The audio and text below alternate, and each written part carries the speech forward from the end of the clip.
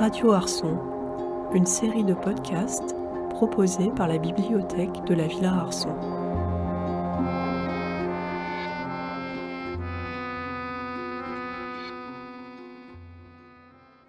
Organisée en partenariat avec Unicar et le journal La Strada, la Villa Arson accueille le spectacle Tempête du duo musical et théâtral formé par Gwen et Nathalie Masseglia. Ce spectacle fait écho au programme Prospettive Perspective qui a conduit cette année à la réalisation de 5 interventions artistiques dans la vallée de la Roya.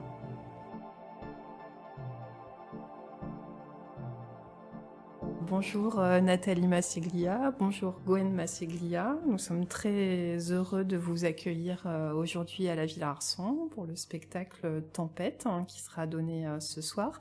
Est-ce que vous pourriez nous présenter, nous dire 2 mots sur le spectacle pour celles et ceux qui n'auront pas la chance d'y assister ?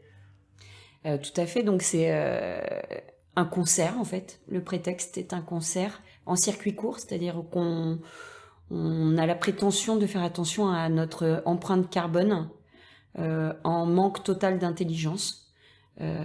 Et du coup, on va essayer de présenter un nouvel album qui s'appelle Tempête avec S. Et notre groupe s'appelle le Masseglia Sound System. Vu qu'on s'appelle toutes les deux Masseglia et les techniciens aussi, on est tous de la même famille. Et on parle de la Roya. On va parler beaucoup de la vallée de la Roya. Je ne sais pas si c'est encore utile de préciser géographiquement où c'est pour les Niçois ou les gens de la villa, je ne sais pas. Oui, il y a beaucoup d'étudiants et étudiantes de la villa qui ne sont pas de Nice. Il y a une portée internationale à cette école, donc peut-être que certaines ne connaissent pas bien le territoire. Alors, vous pouvez nous dire en 2 mots ce qu'est la vallée de la Roya ? Alors, c'est assez simple. Oui, c'est au-dessus de Vintimille et c'est une vallée transfrontalière entre l'Italie et la France. C'est l'Italie, la France, l'Italie, la France. Ouais, c'est ni en France ni en Italie. En fait, si tu prends ton doigt droit, vas-y, prends ton doigt, tout le monde prend son doigt. Voilà, vous mettez le doigt comme si votre corps était la France ici. Donc, c'est le bassin parisien. Imaginez que là, il y a la Bretagne. Hein. Donc, dans la glotte, c'est le bassin parisien. Je descends sur le nombril, c'est Aurillac. J'ai la botte italienne avec la jambe gauche, oui. Et là, il y a l'élastique. Mettez le doigt dans l'élastique de la culotte. Voilà, c'est là. Hein. Et comme tu vois que l'élastique est flottant, on ne sait jamais si on est en Italie ou en France. Voilà. Donc, si jamais, de temps en temps, tu te mets le doigt dans cette petit creux humide, on n'y va jamais, c'est vrai. C'est un peu comme la Roya, quoi. Est-ce que c'est le fait de vivre dans ce territoire qui vous a donné envie de travailler en famille, ou est-ce que c'est le fait de faire famille ensemble, de venir d'univers artistiques différents qui fait que vous êtes rencontrés à un moment ou... Comment vous avez commencé à travailler ensemble ? C'est une super question. C'est une super question. Bah déjà, Gwen est ma belle-sœur. Donc, c'était assez génial que mon frère épouse une personne qui fait de la musique, quoi. Parce qu'elle est chef de chœur et musicienne. Donc ça, c'est super. Mon frère est intermittent du spectacle et ma sœur est illustratrice. Et moi, je suis clown. Donc, on va dire qu'il doit y avoir une tradition familiale. Après, est-ce que c'est génétique ? Je suis pas sûre. Qu'est-ce que t'en penses, Gwen ? C'est une première génération d'artistes. Exactement. Mais par contre, on est ce qu'on appelle vulgairement, enfin les gens qui sont plutôt ciotistes, nous appellent des pures souches. Parce que, comme si c'était très intéressant de ne pas être mélangé à l'intérieur, quoi. Pourtant, on est dans une zone transfrontalière, donc le mélange, il est quand même lié au territoire. Alors sûrement à Nice, hein. À Nice, il y a du passage. Chez nous, c'est des villages qui ont été longtemps enfermés par la situation géographique et par la situation politique. Donc il y a vraiment... J'ai pensé à faire mon truc de l'ADN. Ah oui, pour savoir. Et j'ai trop peur qu'on me dise non, vous êtes vraiment pure souche. J'ai trop peur, je le fais pas. Et donc vous venez toutes les deux d'horizons artistiques différents, comme on l'a dit, la musique, plutôt. Alors toi, ta pratique donc clownesque, c'est ça? Elle est Clown, plutôt ouais. C'est marqué clown. sur ma fiche de paye. D'accord. Je suis ok. assez fière. Il y a un E. D'accord. Moi, j'ai commencé le théâtre à Nice, parce que c'était la capitale culturelle, alors pas européenne, hein, ça c'est mort, mais c'était la capitale culturelle de notre département. J'ai fait du théâtre très traditionnel, au théâtre de Nice, avant qu'ils ne le détruisent. Et après, j'ai découvert le clown, et là, j'ai découvert ma voix, parce que j'adore l'autodérision, j'adore... C'est quelque chose qu'on pratique dans la famille depuis la naissance. Donc j'avais vraiment envie de ça. Et puis l'improvisation aussi. Voilà. Le personnage de Mazarine, tu le fais vivre assez régulièrement, ce personnage C'est mon personnage de clown référence. Ouais. C'est-à-dire que le clown, tu as un personnage toute ta vie. Et c'est lui qui cumule tout le burlesque. Et voilà, vraiment les choses très ostentatoires, la voix. C'est vraiment le classique, mon personnage classique. Après, tous les personnages que j'ai dans les autres spectacles, j'utilise toutes les ficelles que j'ai déroulées avec Mazarine. Je l'appelle le clown de trottoir, tellement j'en ai fait du trottoir. Et voilà, c'est un personnage qui est insupportable, d'extrême droite, ce qu'on appelle chez les filles hystérique. Donc voilà. C'est merveilleux, c'est une vie merveilleuse, le clown. Mais en tout cas, c'est ce qui est sorti de ma création clownesque quand j'ai habité à Nice. Et je me suis vraiment inspirée du politique que j'avais à l'époque sous les yeux. Féminin. Et là, sur une pièce, par exemple, comme Tempête, c'est une écriture au départ qui est commune, qui est collaborative entre vous, ou c'est plus l'une de vous ou l'un de vous, parce que j'ai compris qu'il y avait d'autres personnes de la famille aussi à la technique, aux images. Comment vous concevez l'écriture des spectacles, hein? Moi, je dirais que c'est une proposition de Nathalie, en premier lieu, et ensuite, au fur et à mesure de l'avancée, des répétitions, etc., on a quand même beaucoup collaboré. On a fait évoluer les choses. Je dirais que moi, j'amène les idées brutes et que les choses s'affinent avec Gwen. Et puis surtout, moi, j'ai pas les compétences qu'elle a. Elle est complètement musicienne et elle peut composer un morceau. Si c'était que de moi, ce serait pas présentable. Non, vraiment, Gwen, pardon, hein, mais c'est la vérité. Et comment se passe la collaboration avec Thomas Houdin?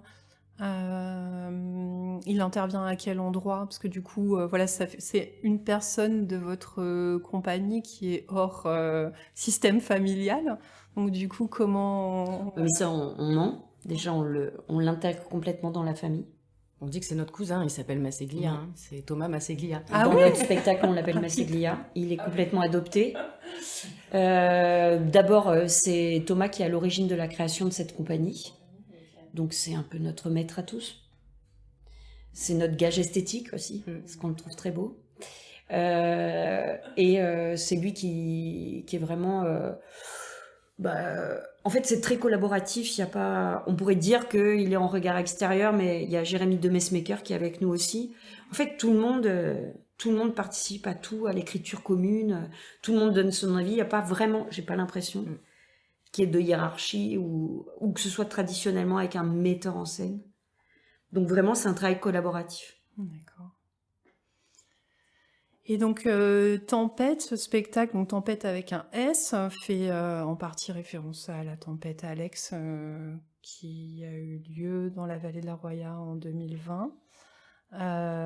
Est-ce que donc cette tempête qui a affecté vos vies, vos maisons, qui vous a sans doute très affecté, est-ce que vous avez pu en retirer quand même quelque chose de positif? Est-ce que quelque chose est né de cette tragédie?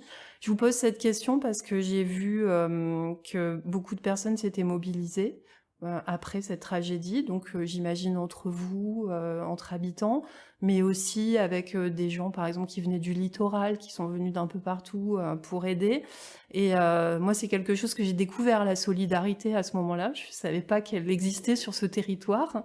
Et je me demande si, bon aujourd'hui, bon, je sais pas si vous avez suffisamment de recul encore, mais est-ce vous avez pu en retirer des aspects positifs? Par exemple, d'un point de vue artistique, dans l'écriture de ce spectacle ou dans, je sais pas, la diffusion de vos actions artistiques? Alors déjà par rapport à la tempête, c'est la deuxième proposition. La première, c'était un spectacle qui s'appelait Au pied du mur et qui était un chantier collectif justement pour rendre hommage à la solidarité qu'on avait pu avoir sur le territoire. Donc c'était plus ce spectacle-là qui traitait vraiment de la tempête à brûle pour point juste après. Celui-là, il est moins positif parce que ça fait des choses très positives au niveau de la solidarité, mais il faut savoir qu'on est dans une vallée solidaire depuis longtemps et qu'on avait déjà vécu des choses assez incroyables pour la région par rapport à la crise migratoire, où vraiment on avait été déjà, comment on peut dire, spectateur d'une grande solidarité sur le territoire. Apolitique, hein, je veux dire, on avait vraiment même découvert des gens qui n'étaient pas de notre bord, qui ouvraient les portes et qui s'inquiétaient de l'autre, on va dire, et de l'autre qui n'avait pas la même couleur. Évidemment, quand il y a eu les chantiers, les chantiers participatifs, ça a été super. Mais nous, en tant que femmes, en tant que rurales, en tant qu'artistes, il y a plein de choses qui nous sont apparues. Et on s'est retrouvés face à notre charge mentale de maman, où là, on devait gérer des chantiers solidaires, on devait gérer notre vie d'artiste et continuer à gérer notre charge. On s'est retrouvés face à des mécanismes de sexisme au pied du mur, où on n'était pas forcément apte à construire des murs ou à faire du travail d'homme, alors que c'est notre quotidien en fait là-haut. Et on s'est vu aussi empêché de dire certaines choses, puisqu'il y avait eu tellement de solidarité. Et donc, on devait être très positif. Et il y a des choses qui n'étaient pas si positives que ça. Et notamment sur la transition écologique. C'est-à-dire que nous, on a pris une tempête écologiquement grave. On nous a bien expliqué que c'était la première d'une longue série. Chez nous, c'était une catastrophe, puisque géographiquement, on a bien étudié le sujet avec Gwen. C'est un entonnoir. Donc, on a pris combien de millimètres? 600 millimètres de partout. On a mis très longtemps à intégrer ce qu'on avait subi. Ce qui donne 14 ponts qui s'arrachent et une vague de 7 mètres au-dessus du niveau du boulevard de notre village. Et on nous a dit, ça c'est le dérèglement climatique, c'est clair. Et on n'a rien vu on n'est pas passé à une transition. Nous, c'était une catastrophe dans notre vie, mais on a dit, oh, vite, vite. On a compris avec la crise migratoire qu'il y avait déjà une problématique mondiale par rapport à l'écologie. Et là, on a vu qu'il y avait une immobilité. Pas que des politiques, mais des gens, de nous. Hein. Parce que le déni, on a été... En fait, on a gagné en humilité. Et on s'est dit, waouh, comment devenir des artistes dans ce monde-là? Comment parler de politique? Alors que finalement, on s'est retrouvés collés serrés avec des gens qui n'étaient vraiment pas du même acabit. On a été récupérés par des politiques. On a été aidés. On a tout vu. C'est pas si ça n'a pas été aussi merveilleux que ça le lendemain. D'accord. Même s'il y avait du soleil. Ouais. C'est hyper dur de continuer après ça, je suis désolée. Je sais plus quoi dire. Désolée. Non, mais c'est bien, c'est important d'entendre ça, parce que je pense qu'on l'entend pas, quoi, et puis on a une vision extérieure, donc nous, on en a une vision qui est... C'est pour ça qu'on est là aujourd'hui. Qu'on voit à travers les médias, ou qu'on voit même après sur le terrain, ou c'est vrai que... moi j'y suis allée après la tempête, et ce qui m'a vraiment marqué, c'est que justement je connaissais déjà l'accueil des habitants de la Roya qui ont pu ouvrir leurs portes de leur maison. Et là, c'était la première fois que je voyais des réfugiés climatiques, en fait. Et ces mêmes gens, blancs, avec des sacs, des petits sacs, faire le chemin en marche arrière sur les rails des trains, sur la route, les routes qui restaient, quoi. Et c'est vrai que, voilà, ça a été une image hyper forte, quoi. C'était cynique parce que, en fait, si on se penche vraiment sociologiquement sur le problème, les gens qui ont perdu leur maison, pas tous, hein, mais sur certaines parties de zones inondables, c'est des gens qui avaient les moyens d'avoir un permis de construire en zone inondable. Donc c'était une classe de la population qui était différente. C'était pas les quartiers populaires qui étaient touchés. Parce qu'habiter au bord du lac, habiter au bord de la rivière, alors je dis pas tous, hein. Il y a des gens... Non, parce qu'il y a le village aussi qui a été quand même fortement impacté, avec des effondrements des immeubles. Donc il y a quand même beaucoup de gens qui ont été obligés de partir. Mais les réfugiés qui allaient au gymnase en pyjama, pour nous c'était violent parce que c'était les gens qui faisaient partie d'une classe bourgeoise du village. Et 2 ans avant, on avait le mot « on ne peut pas accueillir toute la misère du monde ». Évidemment qu'on n'a pas fait de différence et qu'on s'est tous entraidés, qu'on n'en a pas profité pour régler des comptes. Bien au contraire. Et c'était cynique, quoi. Donc finalement, habiter sur ce territoire, ça oblige en tant qu'artiste à avoir un engagement fort, qu'il soit environnemental, sociétal. On ne peut pas rester... Alors, oui et non. Il y a des gens qui sont artistes dans la Roya et qui choisissent pas forcément ce biais-là. Nathalie est quelqu'un d'engagé. De toute façon, à la base, elle est super engagée. Voilà.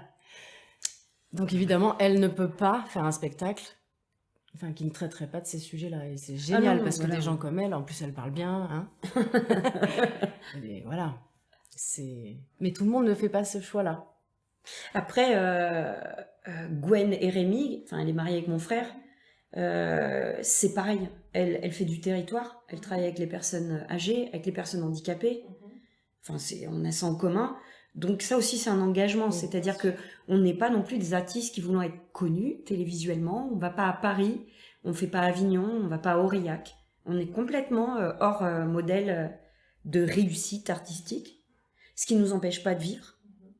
Rémi il fait des films sur la biodiversité, ce qui est une forme d'engagement très forte pour nous.